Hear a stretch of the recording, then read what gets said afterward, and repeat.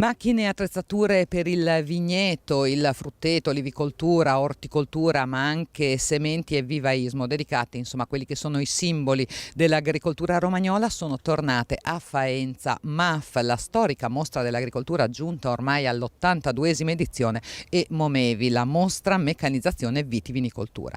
28.000 metri quadrati, 3 padiglioni, un'area esterna e un centinaio di espositori da ogni parte d'Italia, costruttori e distributori che nella 3 giorni faentina espongono macchine e attrezzature all'avanguardia per le lavorazioni specializzate, a partire proprio dal vigneto, grazie anche alla collaborazione con il Polo di Tebano, centro di ricerca di eccellenza. Innovazione e sostenibilità sono il filo conduttore della manifestazione, come dimostrano gli incontri, convegni che spaziano dall'uso dei droni in agricoltura alle alternative al diserbo chimico nel vigneto, dall'innovazione varietale all'agricoltura di precisione, dalla lotta alla cimice asiatica alla valorizzazione dei vitigni del territorio.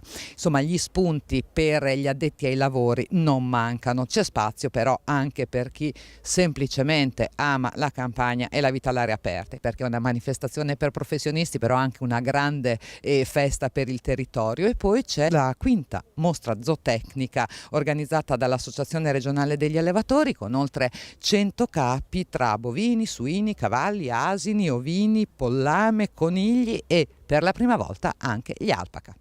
MAF, Momevi, possiamo dire che il comparto della meccanizzazione, dell'innovazione, la sostenibilità sono un po' i fili conduttori non solo qui a Faenza ma anche in Europa.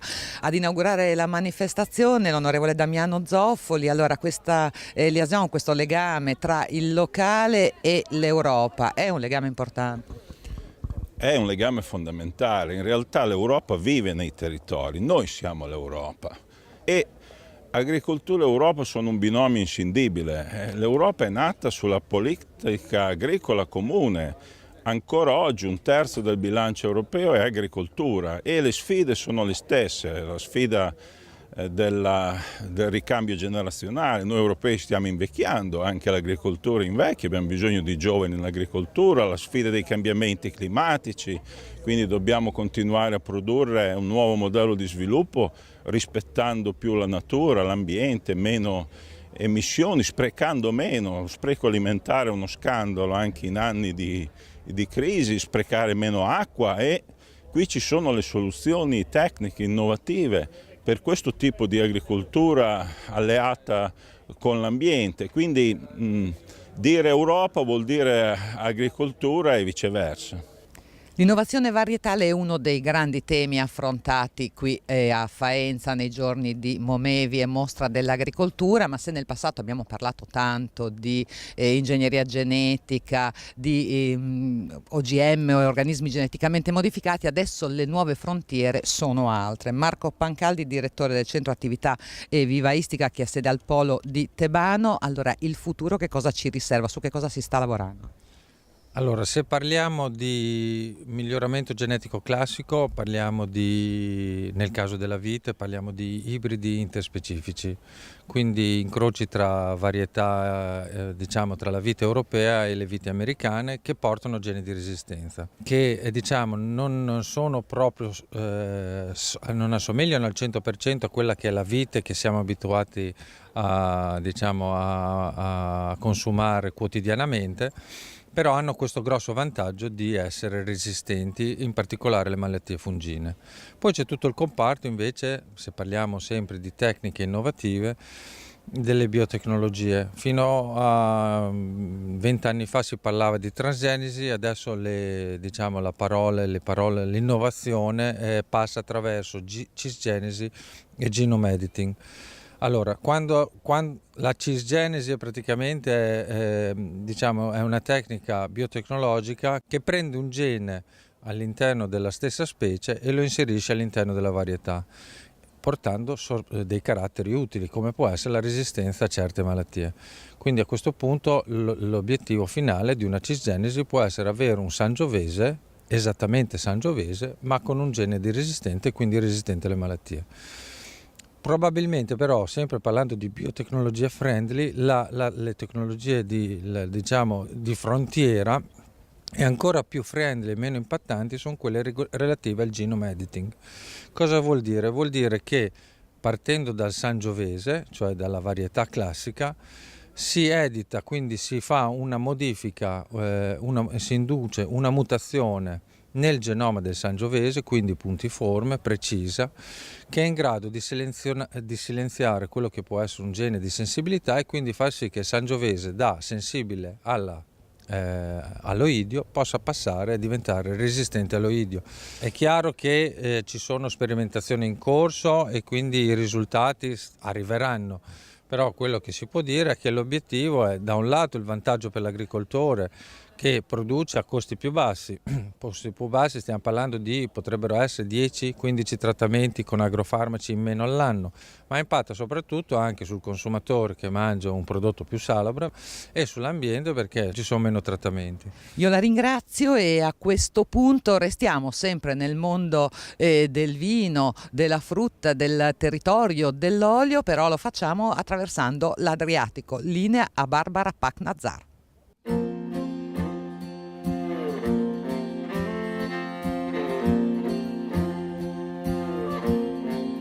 E noi siamo a Rovigno, cuore turistico della costa istriana, che ha mantenuto però intatta l'atmosfera di porto di pescatori, soprattutto se la si visita fuori stagione. A dominare la parte vecchia della città è l'imponente campanile della chiesa di Santa Eufemia, costruzione barocca raggiungibile attraverso una passeggiata tra le ripide stradine lastricate. In origine Rovigno era un'isola, ma nel 1763 fu annessa alla terraferma e ha così assunto la forma di una piccola penisola ovale. Di isolotti però qui intorno ce ne sono tanti, ben 22. I più noti sono l'isola di Santa Caterina, ad appena 100 metri dalla città, e l'Isola Rossa, entrambe abitate durante il periodo estivo. Importante attrazione naturale è poi il parco forestale di Punta Corrente, creato nel 1890 dal barone Hutterot. È ricco di piante di ogni genere, offre l'accesso diretto al mare, oltre a sentieri adatti per passeggiate e giri in bici. Se amate i piccoli borghi non potete poi perdere il fascino medievale di Bale, in italiano Valle, ad appena una quindicina di chilometri da Rovigno. È caratterizzata dal suo castello, dalle strette viuzze in pietra, dalla presenza di tante farfalle e dai ritrovamenti di resti di dinosauri, ma soprattutto da un'atmosfera sospesa nel tempo, che aveva conquistato nel Settecento anche il seduttore Casanova. E sempre nelle vicinanze di Rovigno c'è una delle bellezze naturali più spettacolari dell'Istria, il fiordo del canale di Leme. Lungo circa 11 km, largo 600 metri, si è formato durante l'ultima era glaciale, quando il litorale istriano sprofondò e la valle fu inondata nel mare. Non è dunque un vero fiordo perché non è legato al movimento dei ghiacciai, ma la conformazione vi somiglia veramente tanto. E qui la salinità dell'acqua è ridotta dalla presenza di acqua dolce, di un fiume sotterraneo di origine carsica, creando così le condizioni più favorevoli all'allevamento di pesci e molluschi.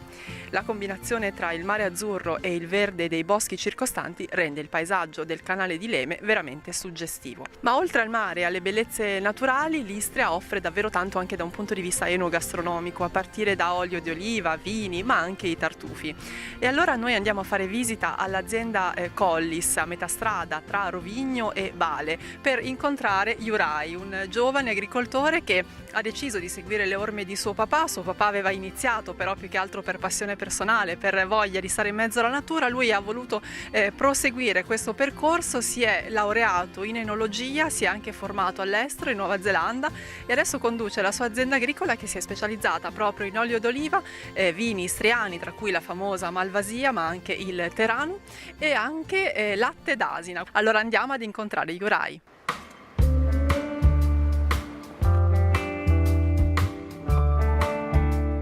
Dobar dan Juraj, grazie per averci accolto nella tua azienda.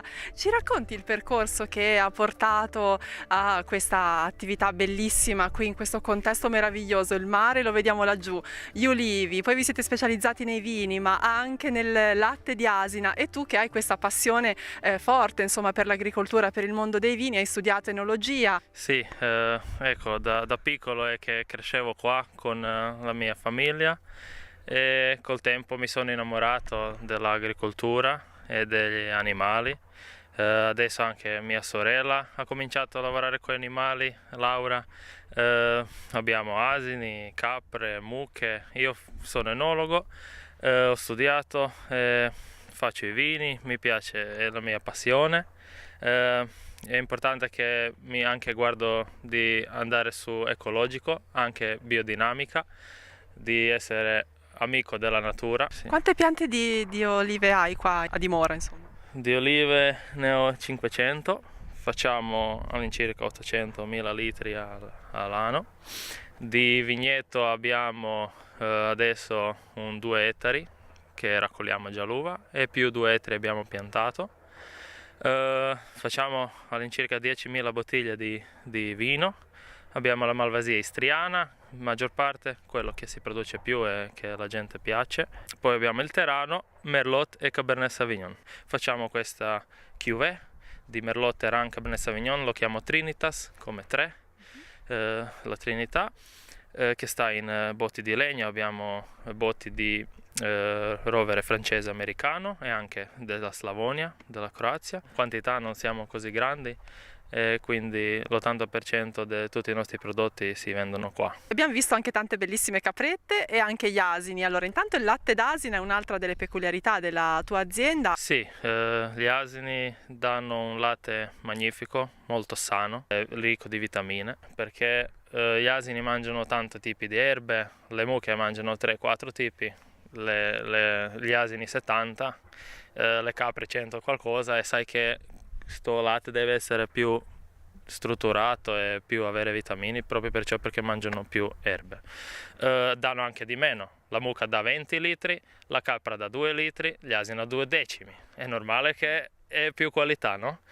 Il latte di asino è medicina per l'asma, per l'immunità, si dà ai bambini che sono allergici al latte di mucca. È anche terapeutico, puoi stare con gli asini, stare vicino agli accarezzarli. Sì, un'altra cosa che è molto importante è anche questo. Qua la gente viene a rigenerarsi dalla città, del lavoro in ufficio. Quando io vedo che la gente è qua felice, sorridente, poi il mio cuore è grande e mi è più facile lavorare, no? Ci puoi anche dare un saluto in croato? Sí, hvala što ste došli, puno pozdrava iz Istre, volimo vas puno, dođite nam češće i pijete naša vina, i ulja i sve, hvala.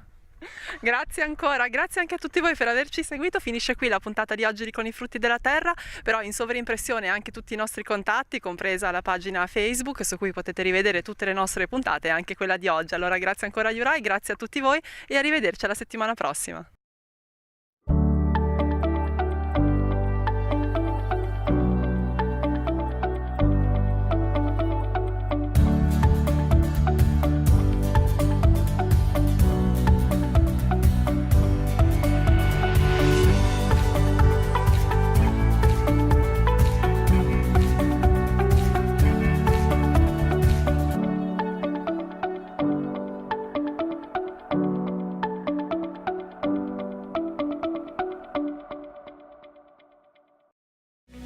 In collaborazione con